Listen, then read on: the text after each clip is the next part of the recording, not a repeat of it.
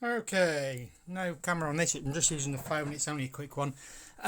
Quick demonstration of how to get Aftertouch. I've got a basic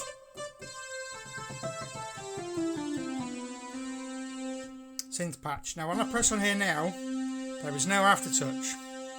Now that's because I need to set it up. So, set it up, you go into Tone Edit, there you go, and you scroll down on the back here to cut the matrix.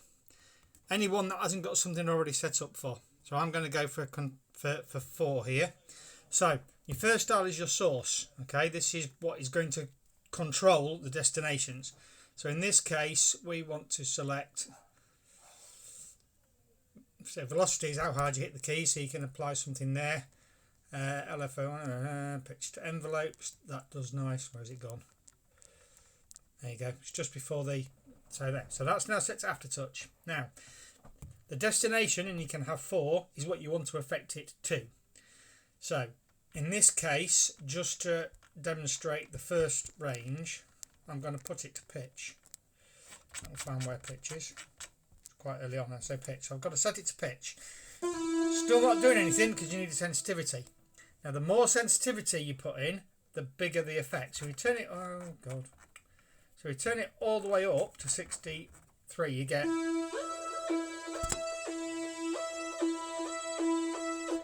a full range. If you turn it down to say 26, you get less. So the sensitivity in your matrix is how big you want that to affect. If you want vibrato, let's go to. Okay, so LFO1 is set to 69 rate as a triangle. So if you wanted vibrato, you would set this to pitch. So what you're doing is you're setting the pitch. So the Aftertouch is controlling how much LFO1 is affecting the pitch. So in this case, you're now going to get the pitch is going to change by, but the pitch is controlled by the LFO. Decrease it. Okay.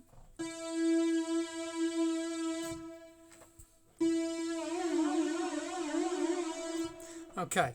So that's how you set it up, and you can set it for anything. You can set, resonance levels. You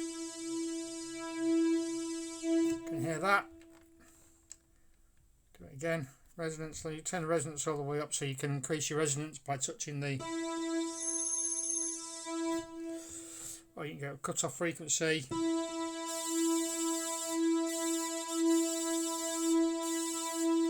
Now it is quite a coarse control.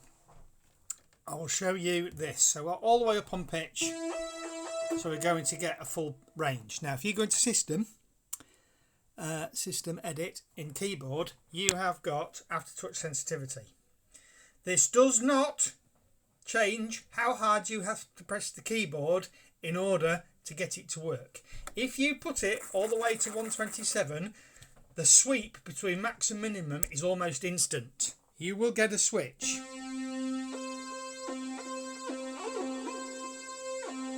If you're really good, you might be able to get a couple of bits in between. Okay, if you take it to the other extreme, what effectively you're doing is you're getting virtually no change at the start of the slope. It's affecting the slope. Okay, so when you're on 127, it's like a concave slope. So very, very little change, and then it ramps up right at the end. If you go the other way, sensitivity 1, it's more concave. So again, you get pretty much a switch. The difference between the two is how hard you have to press to switch it, basically, because the change either happens early on or it happens late in that curve. Setting it halfway basically gives you a diagonal line. So halfway is 64. 64 is halfway, gives you a much more controllable.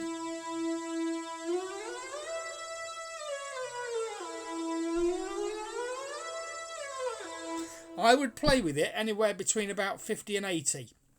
Because depending on your touch, so at 80, it's usable.